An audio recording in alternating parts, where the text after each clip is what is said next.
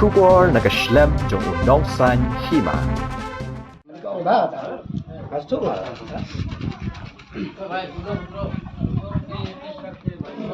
Này,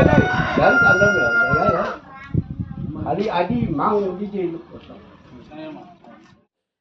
Ha ka step jong ka sngi ba ar ka tayo ki khot jong ka Khasi Students Union Ri Mulyang Circle hapo ka jingelam jong usamla Kermen Wanyang Assistant Secretary kalayo ban bat hado khat khandai ngut ki bar jalla hapo ka snong mau berngem West Khasi Hills ka lenti ban lech langpi ka khubor na ki nongkit kam ka KSU laong baka jingbat jong ka seng ya ki bar jalla kalong halor ka nongrim baki klem don ki kot kisla ki babiang kumta ka KSU kala penpaino mardor yaki sha ka jaka ka bakiwan. Shisho kinong kitkam ka KSU kila ongru baka seng kala maham yi kino ki kontraktor bawan yalam yi ki barjela klem da penbiang shwai ki kot kisla henrai amban shuong baan sa penbiang hadin namar ka KSU horket hordang kamla ban pediang ye kum kini ki jai.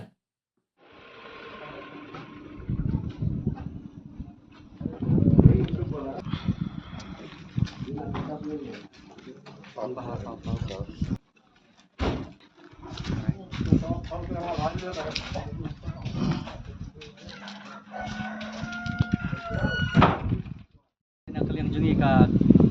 KSU Ri Mulyang Circle ham West Khasi District mentak setiap melayu tempat kini ki nong trei barjela timut banwan trei akan ka dong ke jungi de ni kalian kaseng ila pej parmat ki kot isla bat ngila lapa kim don kum ka work permit collaboration kim penpiang rei ngi nagliang kasang ila pen phaino kini ki nong trei kumba khat khandai ngot ai bat ngi nagliang kasang kin tujur ya ki no kino di kontraktor di bawan ra ya ki nong trei lagi we ki jela ki pen penpiang ya ki jingdot kam ki kot isla kum collaboration bat kum ka work permit de nagaliang jungi